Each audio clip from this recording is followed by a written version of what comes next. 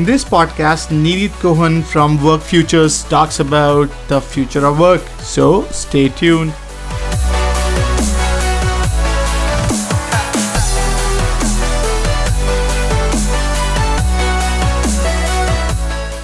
So welcome everyone to Work2.0 podcast. Today we have with us a very special guest, and we have with us Nirit Cohen. And a brief bio: she is the president at Work Futures, HR strategist, thought leader, blogger, speaker on the topic of future of work.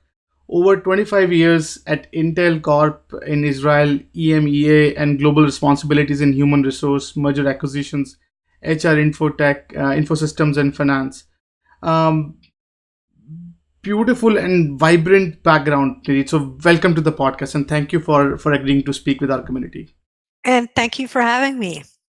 Beautiful. So I think one thing that I found fascinating. Rarely we get guests who have spent a good amount of their life in working at a transnational company that's in itself like a big giant ship, right? And you have done with that Intel. So why don't you walk us through your journey, like how you got started into HR and what brought you to Intel and until yesterday or today? Wow, that's a journey through memory lane. So I joined Intel right after graduating with my master's in finance and business. And I started as a finance analyst. The organization was very small. We're talking 1991. And that's, if you think about it, this is like before Windows. Computers were like green on black, right? No mouse. It was a different world when we communicated via fax machines, and you had to go to this one room in the building that had a fax machine. So yeah, different world. So after a few years, my finance manager moved to become the HR manager for Israel, and called me over to HR to actually run an economic project, if you will. So it was probably a temporary, and you know how temporary evolves, right? So that's how I ended up in HR. And I spent almost 25 years in human resources, from compensation and benefits, through mergers and acquisitions. I spent 3 years, wonderful 3 years, at the corporate headquarters in Palo Alto, California, in Santa Clara in California. Lived in Palo Alto. It was a great opportunity to do global roles.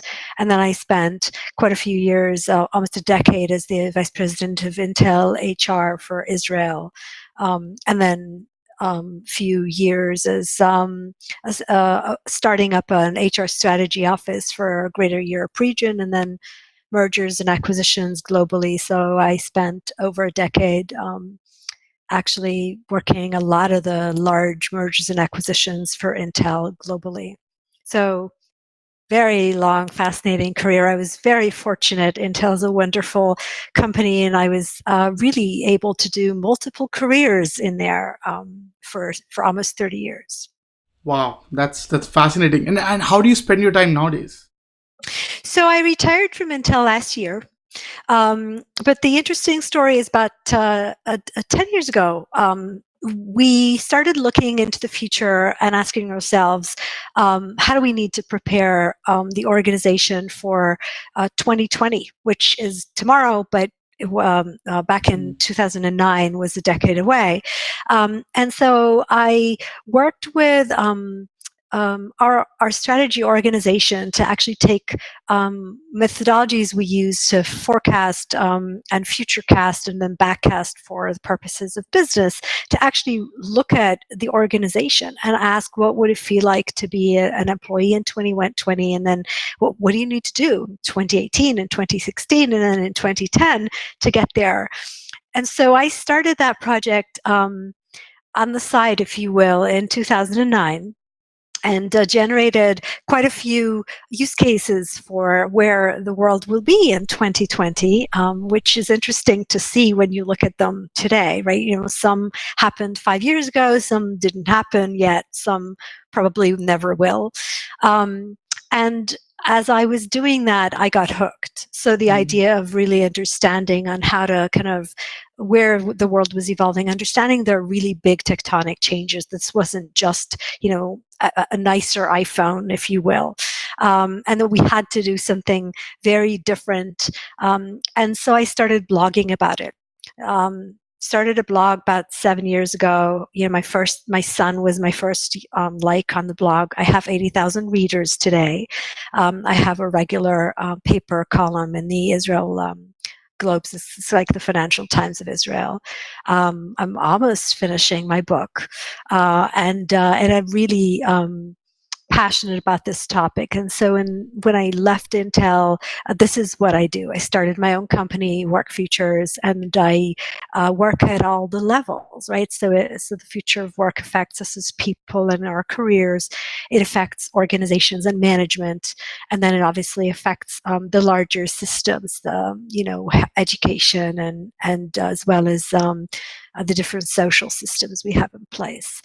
So I have a lot of fun working with a lot of levels of a lot of implications of this. And this is what I do today. Interesting. And I think we had prior conversations about this topic of future of work, and I think what I find really fascinating about your background and about your sort of your abilities to help others understand where this industry is heading to. Like from and right now you were part of an Intel, and now you're being outside helping businesses out.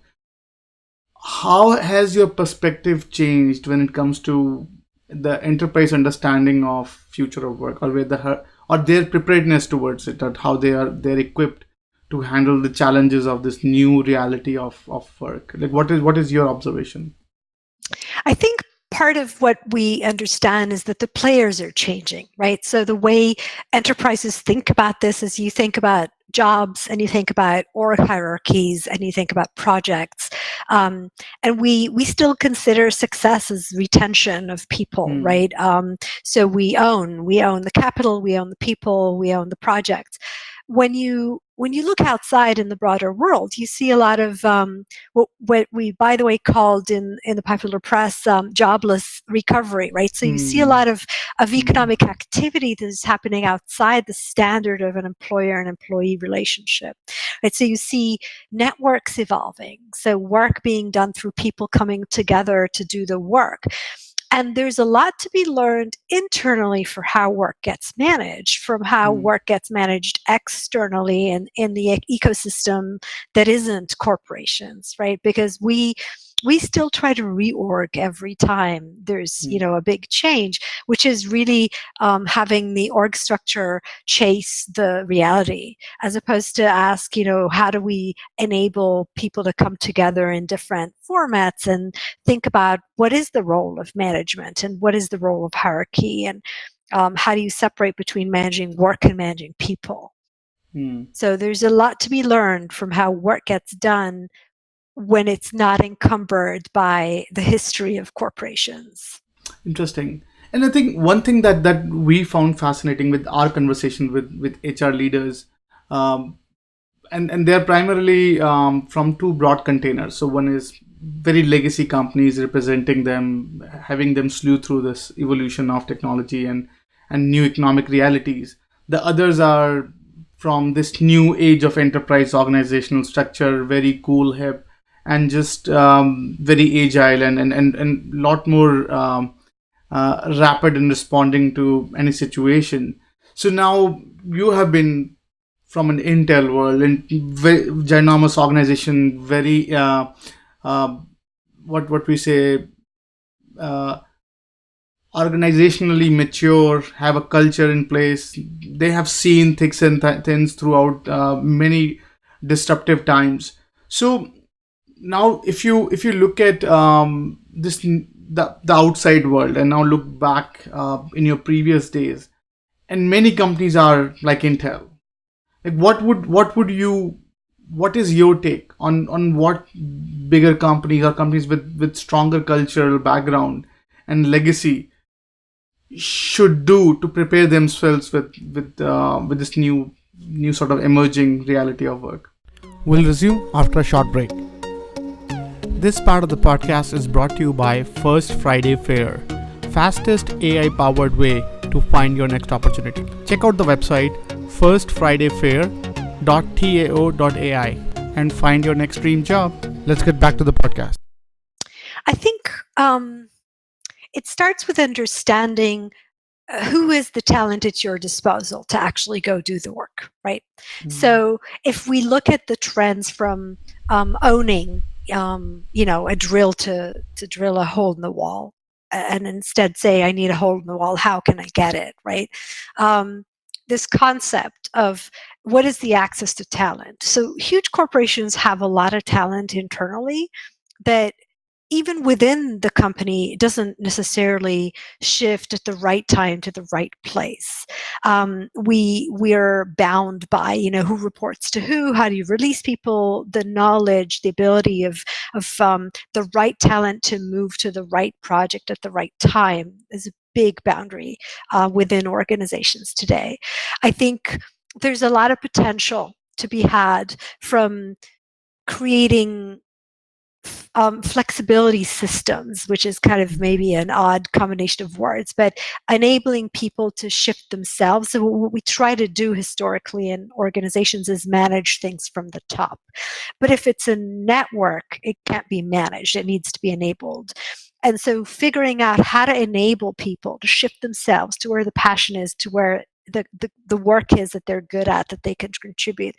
And it's very scary, right? Because you lose a level of control. But on the other hand, there's a lot of untapped talent in organizations today that isn't doing what it could be doing and that isn't maximizing potential. We see the engagement numbers are very low because people aren't necessarily doing what they're most passionate about.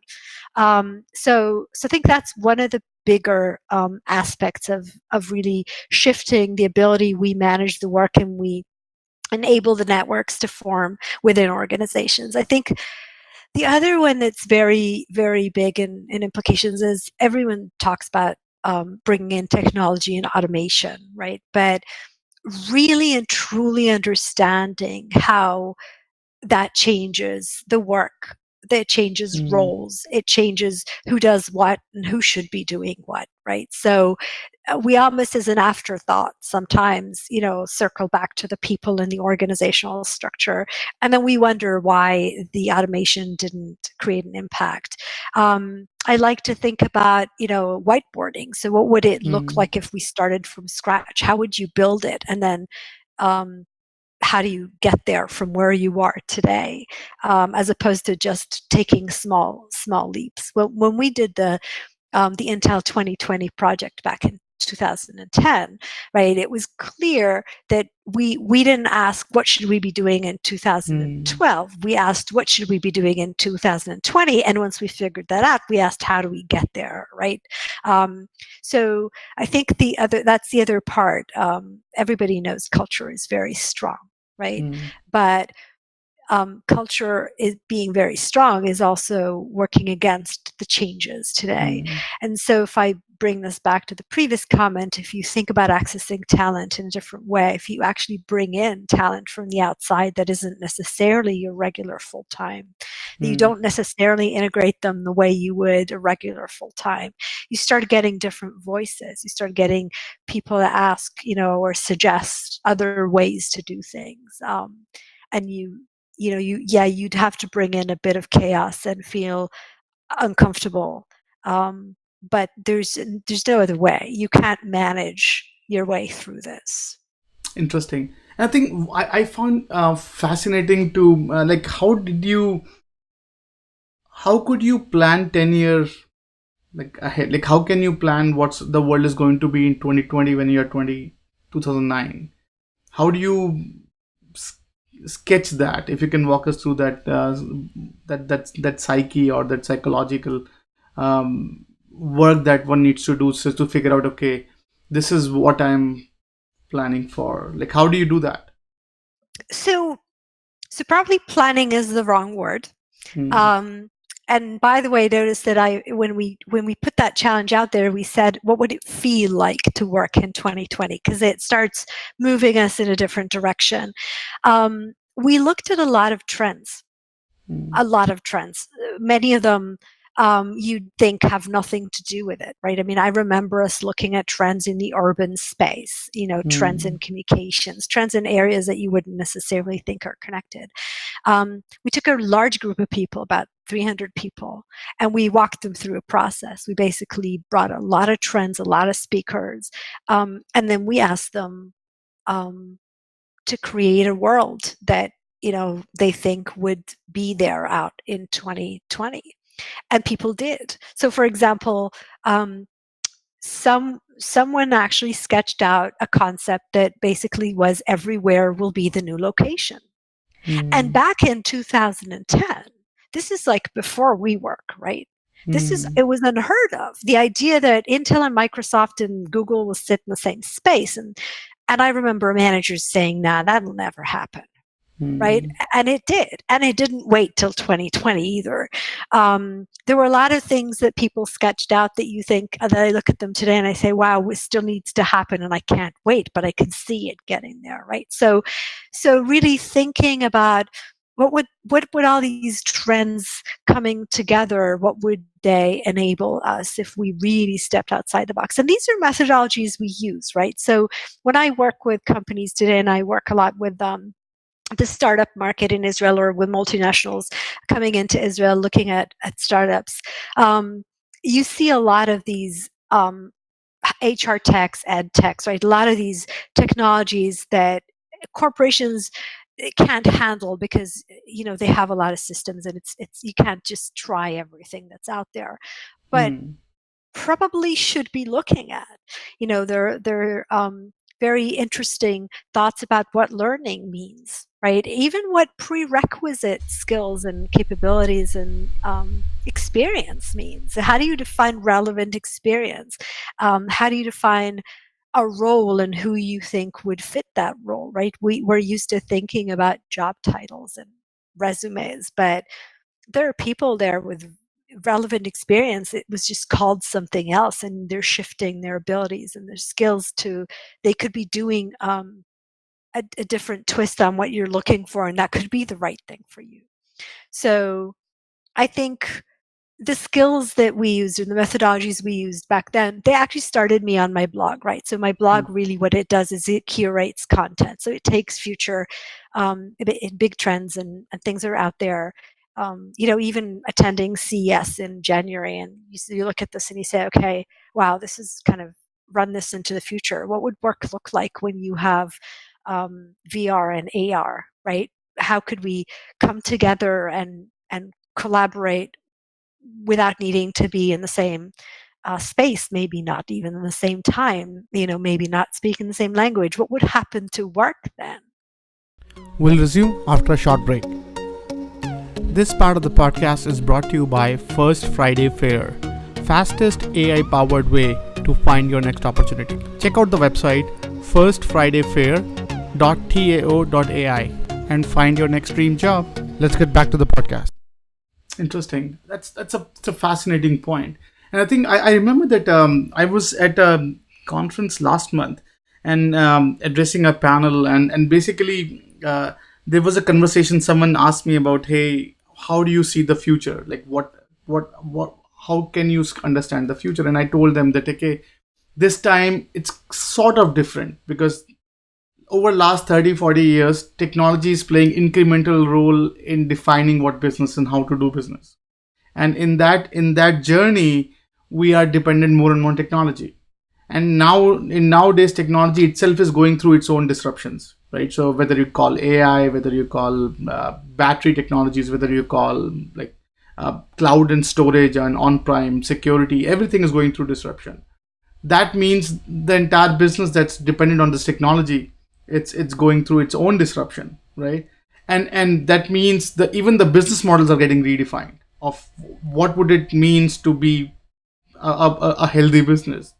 Like, is it capital, like what does really capitalism mean nowadays? Like, it's not it now, it is a human element in that as well. Yes, Now yes. if you are running an organization as an HR leader, to decipher your sort of your company outlook into this new reality, like what would you how do you console them? How do you, what would be your message to other HR leaders in companies with a very legacy business model? And I think it was funny, like I was talking to Tim from Tim O'Reilly, and from O'Reilly Media, and then when we were talking about um, how there are like two standards going on in the market nowadays. So if you say company like Intel or GE or IBM, if they miss out on their target, they will be hammered for missing out their targets.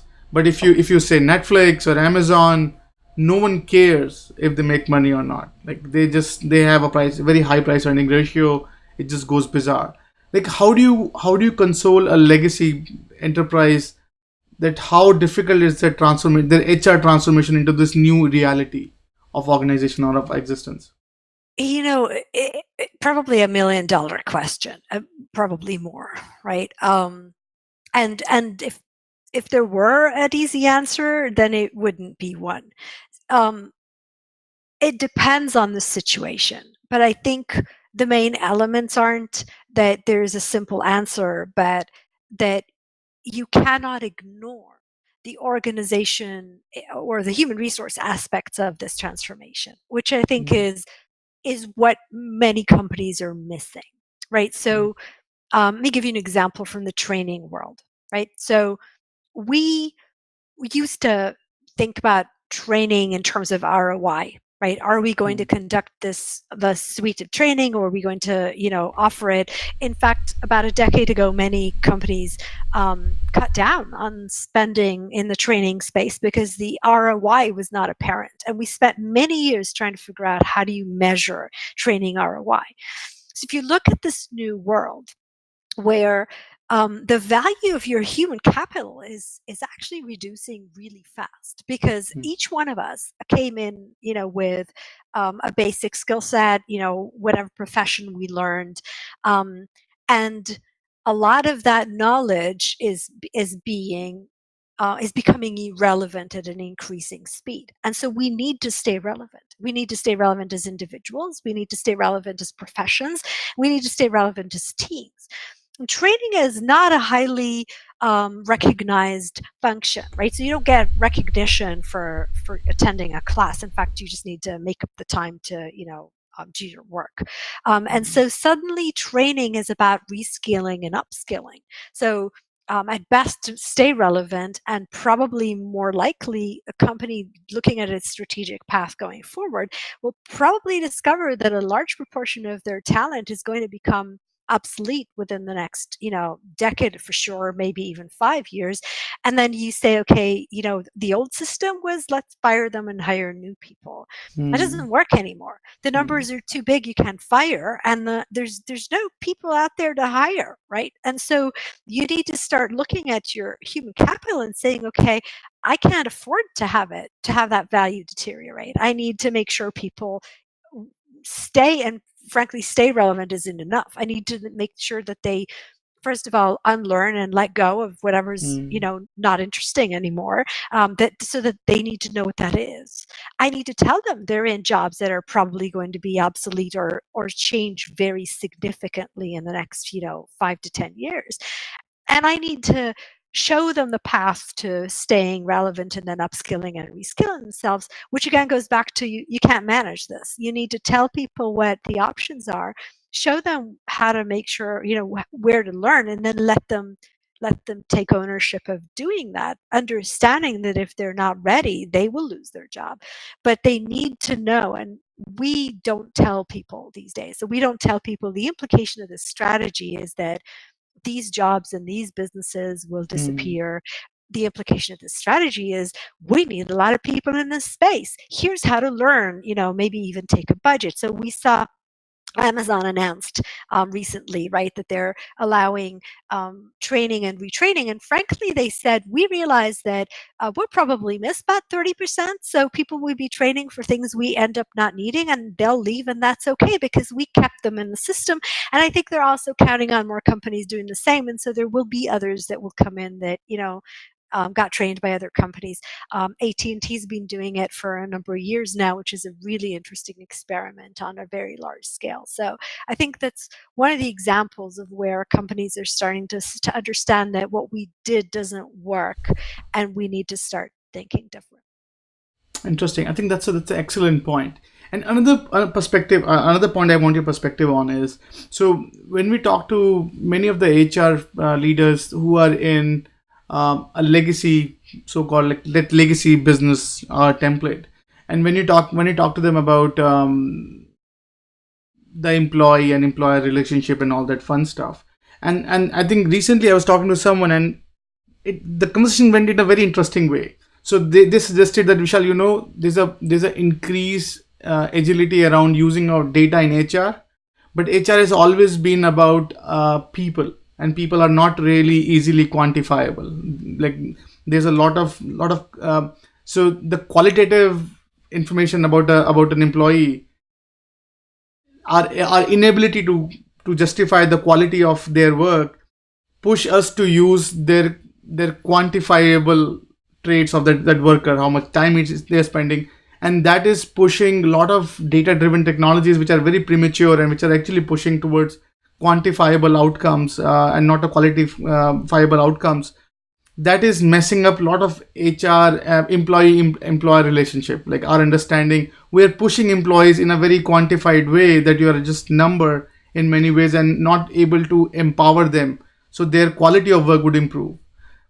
And you have come from the world where the HR evolved. The HR evolved from that HR that I can go and talk to versus now a form that I have to fill, and then someone in this green earth would come and say, okay, I want to talk to you about your problem now. So what's your perspective? What's your take on this sort of that understanding that there's an incremental need to use data, and that could be pushing HR in a different direction than where it should have been. We'll resume after a short break. This part of the podcast is brought to you by First Friday Fair, fastest AI powered way to find your next opportunity. Check out the website firstfridayfair.tao.ai and find your next dream job. Let's get back to the podcast. Yeah, first of all, I think you're touching on a really important point, right? So, um, if you think about the person, the working person, the way we think of data starts with the way we think of a resume, right? So it's where you went to school, what you learned, and what jobs you held, and what positions you held, and then within the company, you might have a little bit more information on, again, positions and job titles and some level of hierarchy that you can be associated with. Um, that is no longer the true story of a professional person. LinkedIn is no longer who you are. It doesn't show the potential, the skills you've accumulated, the experience you've had, the places that didn't fall, no longer fall neatly under positions and job titles, right? And so the the the risk of talking about HR using data these days is that we try to control that uncomfortable feeling of needing to allow people to form in networks and get to the jobs and separate maybe between hierarchies and of management and work. So we don't like that. So we say, okay, we'll make that happen, but we'll manage it from the top. And so tell us more about yourself. That might work if you run a big project and everybody updates some database on something, but it then 5 minutes later it's no longer accurate. And so I think one thing we'll see probably evolving in the next few years is a new way to portray, probably even externally, right? I mean, I think LinkedIn will evolve, and it might not be LinkedIn, but the idea of LinkedIn, right? Where we will need to see a different way of a person showing who they are professionally. That could be, baskets of experience and connections and networks and types of work. And then we would need to find different ways of finding each other, coming together for work. And we will figure this out. And I'm pretty sure the more work gets digitized, and in some worlds it already is digitized, right? You have the ability to create the systems that will pick up on what your real experience is. But in other areas, it's more tricky, right? It's more difficult. So soft skills. So you don't Mm. want people to just say, I'm great. I can do all this stuff. You want proof. You want to show, and that's why we ask for hard data. But the problem is, hard data no longer portrays who we are. So I don't think in the next few years it's about using data, because I don't think we have the Mm. data we need. I think in the next few years, it's about understanding what's important, and then how do we shift our processes and systems to account for what's important.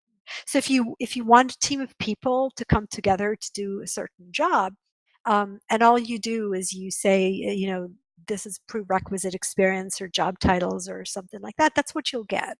But if you describe what you're trying to make, to accomplish, open it wide enough that somebody maybe in a completely different space can come back and tell you, you know what, I really have the relevant experience. Let me show you. One wonderful example, by the way, I look at the new industries. So look at technologies for autonomous vehicles, right? Mm. Nobody has graduated yet from a university with a title of engineer of autonomous vehicles, and yet there are a lot of people working in this field, and they come from a lot of different fields, right? What they did was they ported their experience and their relevant skills and their potential, and they showed how it will become relevant within this new field. And now we hired them, and suddenly they have a job title that they couldn't technically. You couldn't publish and say, I'm looking for this job title, right? Because they didn't exist in the market. We should be probably looking more at people. What is it that we can learn about what they can be doing versus the standard data we collect until we figure it out. I'm sure we will figure it out. Mm. How do you know more about who you really are, what you can, what your skills and capabilities are? But until we do, we actually need to figure out different ways to bring the right kind of experience and people together without getting hung up on the kinds of data we used to use that are no longer telling the real story. Interesting. That's an extremely valid point. So now, when you interact with, and you are pretty active in Israel ecosystem, helping the tech sector there and helping the HR tech sector there. So when you see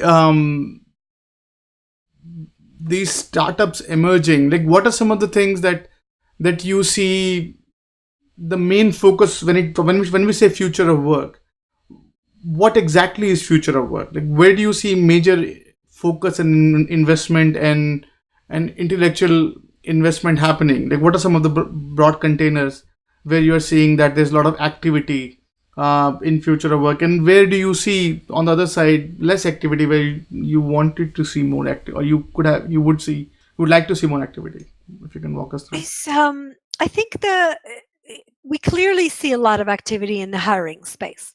So trying to figure out, and we see a lot of startups trying to figure out how to get that match, right? The right people to the right place at the right time in all sorts of ways, whether it's sharing between people, whether it's, different types of skill sets, whether it's just different ways to access talent, right? So we see a lot of startups in that space.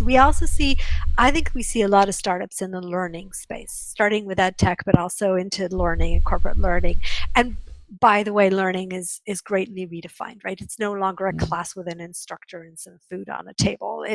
It could be content that includes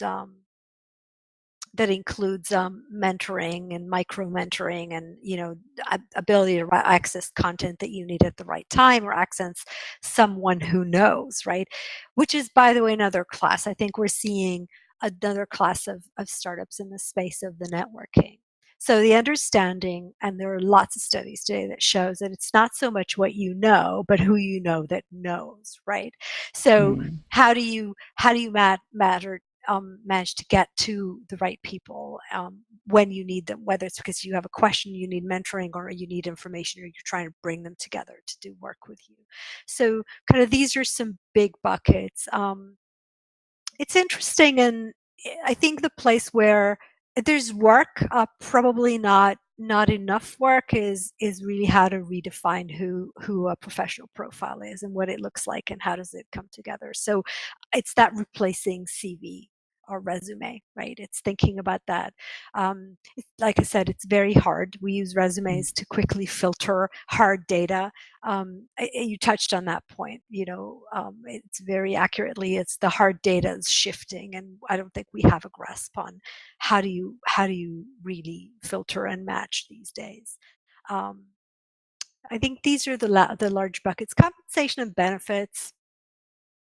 um, I don't know if that gets a lot of attention. One Mm. of the interesting things that need to happen, I think, here isn't so much in the HR tech. I think it's more in the policy space, right? We Mm. have created over the last decades, maybe in 200 years or so, we've created systems to protect salaried employees.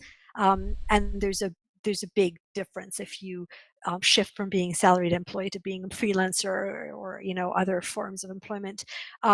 And as you move forward and you look at this flexible market, you really should be protecting the worker for working as opposed to an employee for being one. So it needs to be um, same how you work. So Mm. if I want to contract with you, it doesn't matter if in what form, and that's something that the bigger systems haven't figured out yet. And we're seeing some work in the space because it's becoming a problem, because labor laws are hindering some of the Mm. flexibility, and we're also seeing the other side of it, which is employees suffering from that over flexibility. So some of that needs to happen, but that's at the bigger policy Interesting. I level. think I'm glad you are picking up the point on labor laws. I'll get to the government part as well. But I think one thing I want your perspective on. You assist a lot of large enterprises as well in their HR conversations. So when you talk about HR putting off fires, internal fires versus HR focusing on future of work, like how much are you seeing, what percentage of HR is now actually focusing on the future or basically active rather than reactive? Like how much HR are you seeing where businesses are actually proactively talking about future of work vis-a-vis of, hey, it's just a five folks on the corner talking about future of work, well, 5,000 of them putting off fires. Like what are you seeing, at least from the large enterprise perspective, that how is the market shifting, or what's your take on that? So it might be a surprising answer. I don't think companies should be talking about the future of work. I Mm. think what they should be talking about is how the strategies that are evolving, they're the standard things they do in terms of the markets that are changing, the customers, the expectations, where all that meets everything that HR is about, right? Where it meets the Mm. organization, where it meets the talent, where it meets compensation, where it meets flexibility, where it meets structures and decision making processes and Mm. motivational aspects. So the future of work is about opening up, or well, frankly, it's no longer the future, but what we're seeing, right, is more granularity in terms of what is possible. So Mm. if it was, there were less options in terms of you could hire or you could, bring in consultants or, temporary workers with some limitations. Now you can have a lot of different types, even crowdsource, some of your problems. If we used to work in structures, so my manager um, was also the manager of my work. That's no longer true. Most of us work in Mm. teams where we have multiple kinds of teams, and probably none of them are managed by our manager, or at least most of them aren't, right? And so the changing nature of work is about the breaking of the systems that used to be the norm, right? So I think the HR role in this period is to understand that the tool set that a management has to drive strategy, the real operational work strategy, is bigger than just, okay, well, we'll reorg and we'll, create some bonus plan. So if you think, and this frankly isn't that new, right? You think of Ford, right? When Ford wanted to create a car for everyone, created the assembly line. Mm. So he realized he couldn't just do it by asking people to work quicker, right? So we kind of are doing that right now. We're taking people and we're asking them to take on more. Instead of asking, how do we dismantle some of this and say, okay, can we do this in a different way? How can we use different systems, different processes, different people, different, almost everything can be different. You just need to test it. Now, big corporations can't test it by going live with something. It's too risky, right? But you could always test it in small places. So this very delicate balance, right, between what you need to deliver to the markets. There's always those other things on the side that are not in the core, or that are starting to look like they're going to be different. Think of banks going digital, right, or Hmm. credit cards going, a- away, or disappearing, for other methods of payment. There are people whose job was all about the banking system the way it Hmm. was. So what are you going to do about, the processes and the way things are in the branches and even the space, right? When you're going digital, how do you think differently about that? HR, a good HR team needs to get ahead of this. They need to be asking the questions even before management gets around to it. Because when management works strategy, HR should be saying, okay, this strategy is going to hit the ground. What does it do to people, to management, to organizations, to decision making, to processes, to my hirings? You need to start thinking about these things and creating a much broader range of possibilities and tools that are than what we're used to be working with. Interesting. Interesting. And if an HR leader from a small company is watching this conversation, like what would you suggest to those leaders? Like how would they create a company that's is future compliant, that's progressive in nature, and basically it gels into this new norms of work, because I'm hoping that eventually, as we are settling into this new and lot of interesting ideas of creating corporations, we might see a lot more innovative solutions coming on the road as well. So the companies would stay agile in adopting to this new template. Like what would you suggest to these who are building their startup from ground up? What are some of the best practices that you could share with those folks? So there's a really big difference between startups and then when you actually become like a small medium sized company. um, Startups are an interesting world to learn from because by definition there's no structure. Even job titles are kind of fluid and people just gravitate towards what's the right thing to do. They're also interesting to watch in terms of hiring because when you want to Mm, bring talent in, you don't sit there and define, to the nth degree the role and the position and the prerequisites. You kind of say, this is what I'm thinking about. Who do you know that fits this bill? It gets tricky once you grow and you can't manage this on a scale, larger than 50 or 60 people. You just need to mm, start bringing in processes. Suddenly you don't know everyone. Suddenly not everybody knows you. You don't hear everything. And I always tell middle management, the higher up you go, the more quiet it gets. The more people reviewed the PowerPoint before you saw it. And there's a lot of stuff that you should know about that never made it to the slides, right? So mm, so you need to start developing different ways of actually hitting the ground and listening to what's going on. There are very cool crowdsourcing conversation tools these days, right? So instead of a survey that comes out once a year, and think about how the world is, people will say everywhere what they think. Then they mm, come into the organization and nobody asks them. But mm, if you only talk or ask, they'll tell you. So something about how we listen, the waterfall of communication is no longer a waterfall. In fact, you should probably turn it upside down. It mm, proportionally should be listening more than talking. The higher up you are. Um, so I think it's something about making space for these things because these things don't happen. When we get up, we have a calendar full of meetings. We spend our day in conference rooms, closed doors. You go back home, start another day. building those into your system, right? Building it so that you have these conversations, and there are ways to create those on a mass scale if you need. There are tools out there today that allow you to do that. And then of course there's the culture, right? Everything we say and do speaks, and then everything we don't say and don't do also speaks. And so are you creating a culture where people are not just allowed to fail, they're applauded for shutting something down or having tried? Or are you creating a culture where you just deliver? And are you creating a culture where learning and growth are important? Or are you creating a culture where it's a waste of time? There, Hmm. it's a lot of little things like that. And it's part of it's interesting because we started our career or at least I did, in a world where that was simpler, right? You study a body of knowledge.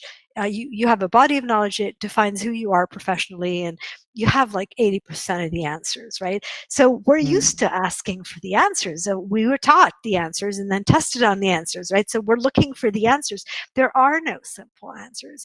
And we need to start getting really good at exploring different options, understanding very quickly which ones are not working, and allowing to, build as we go some of those that seem to be.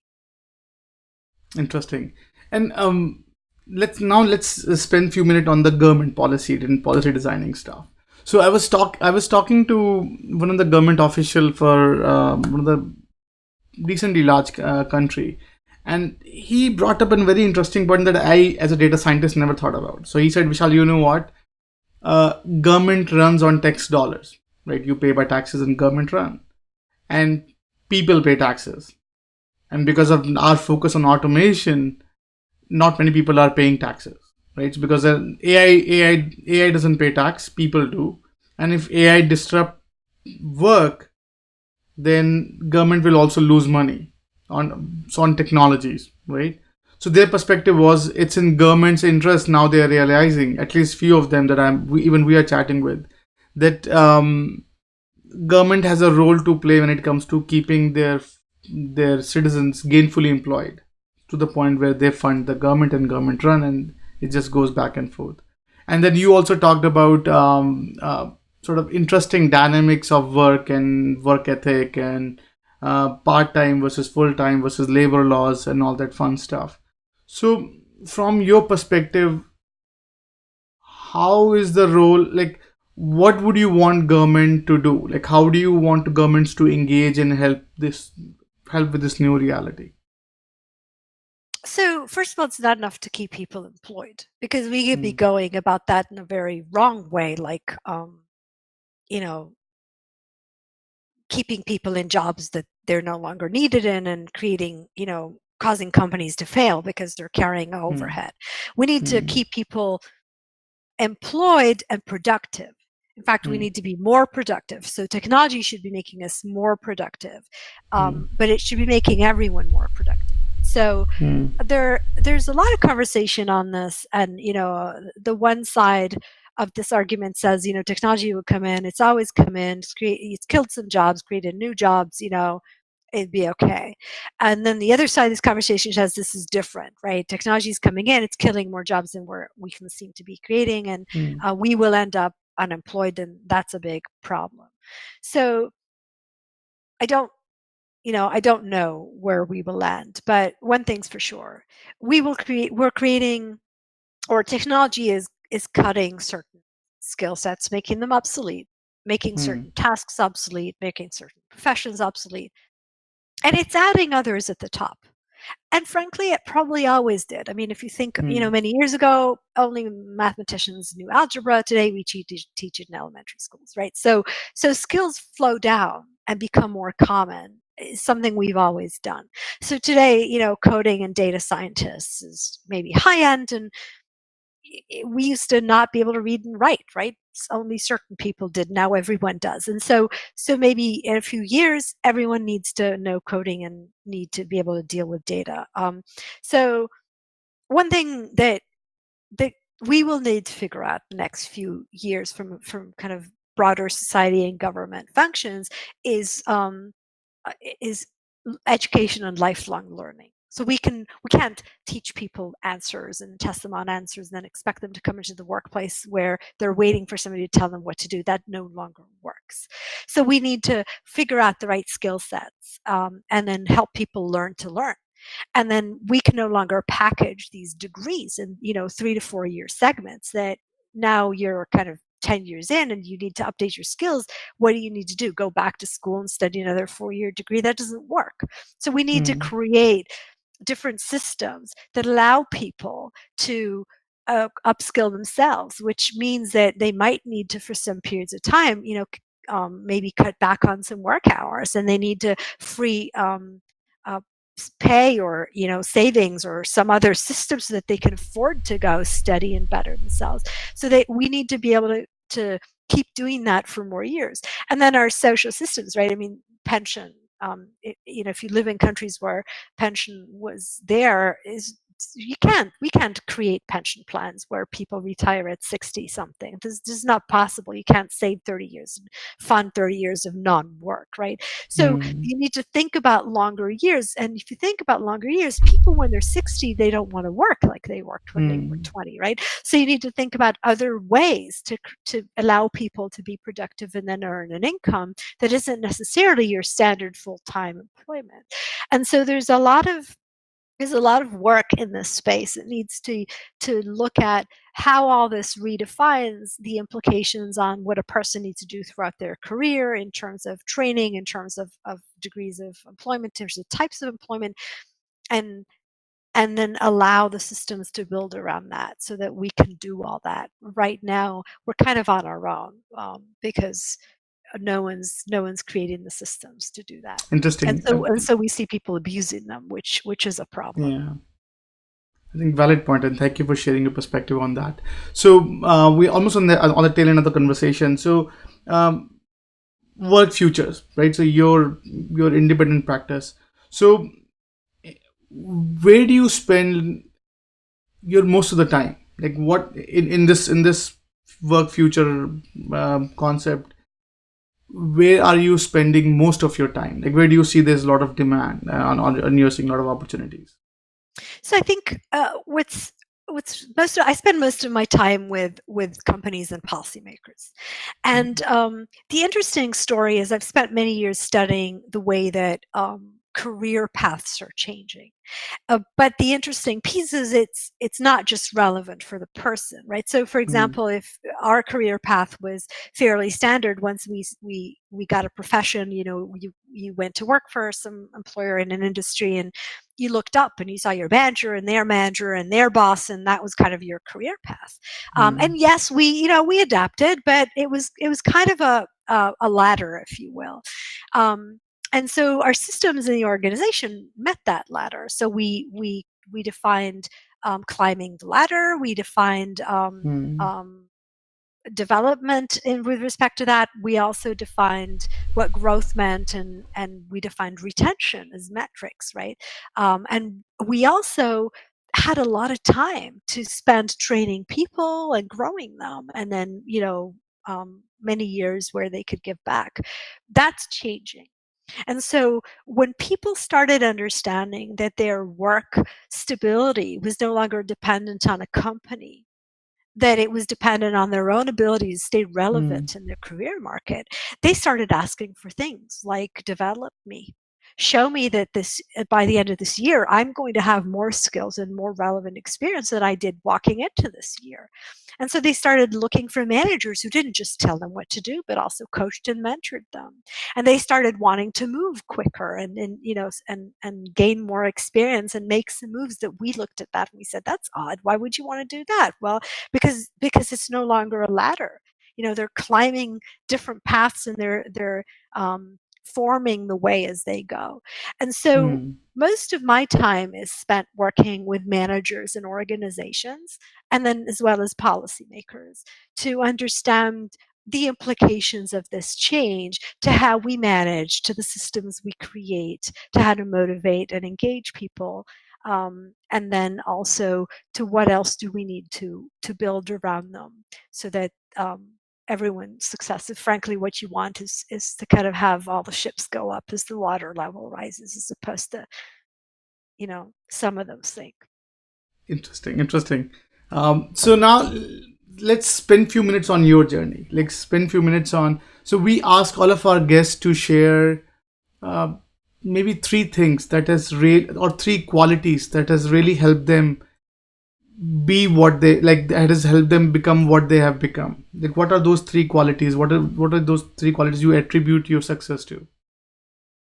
It's interesting because the first one probably is not going to be a quality, but I had fabulous managers.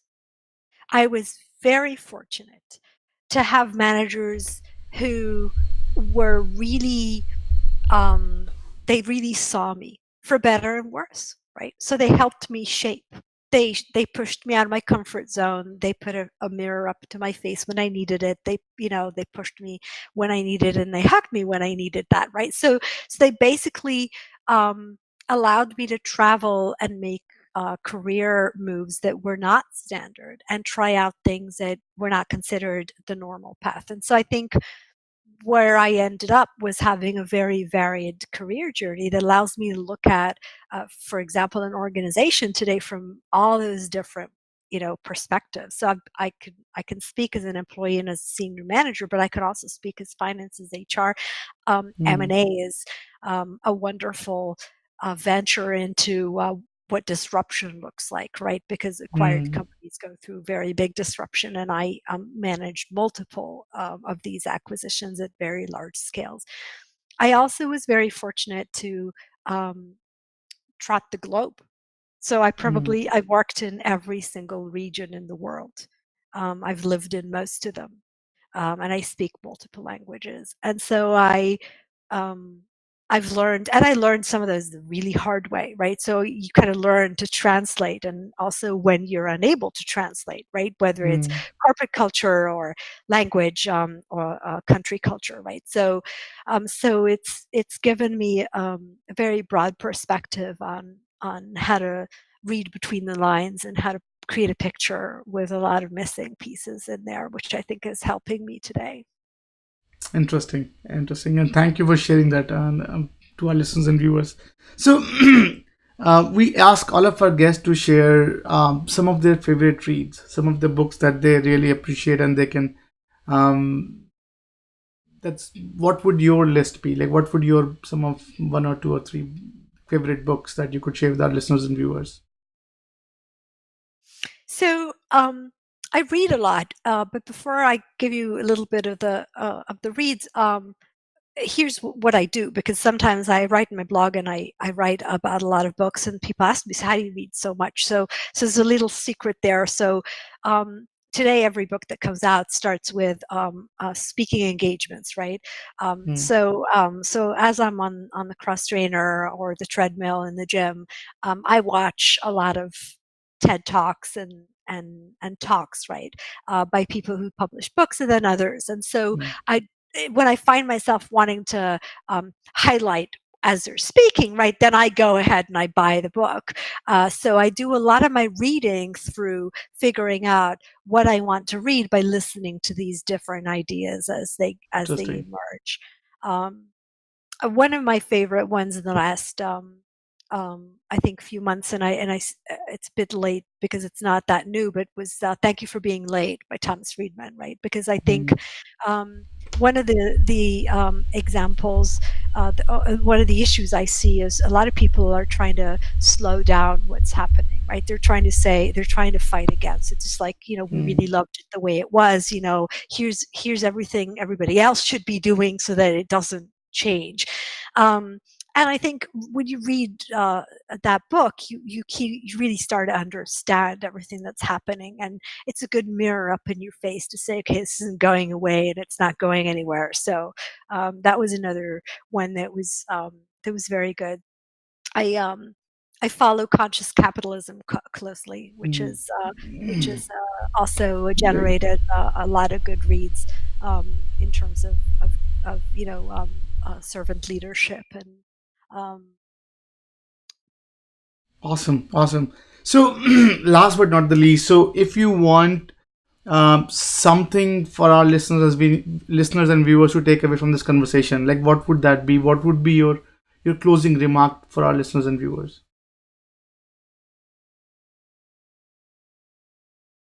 you can't ignore what's going on.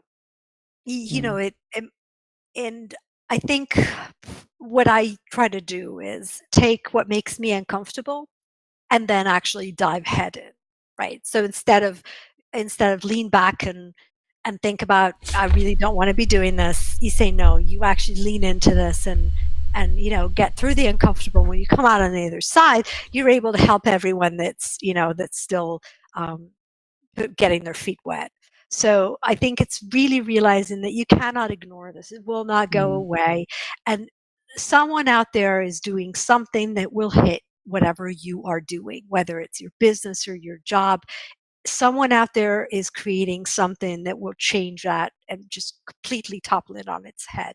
And so the question is, are you going to actively be out there looking for that and then riding that wave, or are you going to be, kicking and screaming and tagging along? So um, that would be, if there's one thing you remember, is actually lean into the disruption. It's the only way out.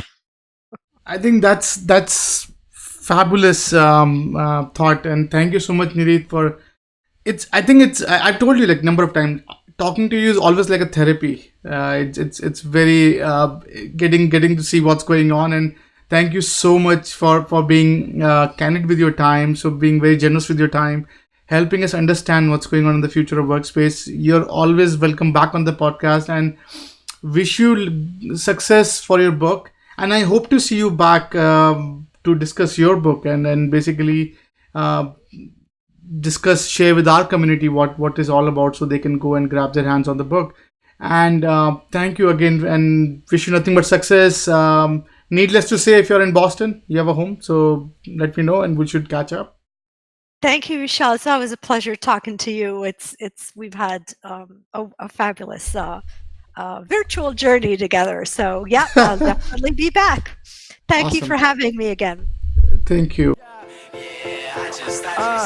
I thought I was sick of home, but actually I was homesick. Never really knew that I would have to grow up so quick. I'm so uncomfortable, don't know anybody here. Just a couple dudes that I met once, that's it. And I go into the booth feeling nervous. Got butterflies in my stomach like I'm so worthless. Is the mic on? I don't know how to work this. Inside I'm breaking down, I hope I'm not up on a